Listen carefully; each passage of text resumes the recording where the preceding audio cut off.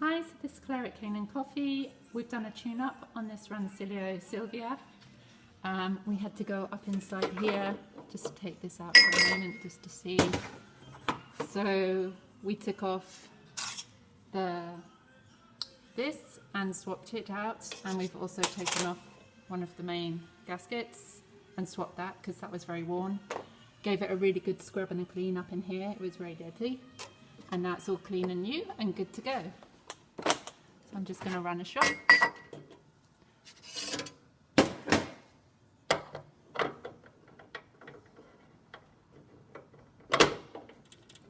There we are.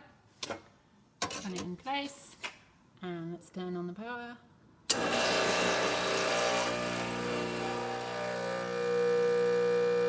Running a good shot now.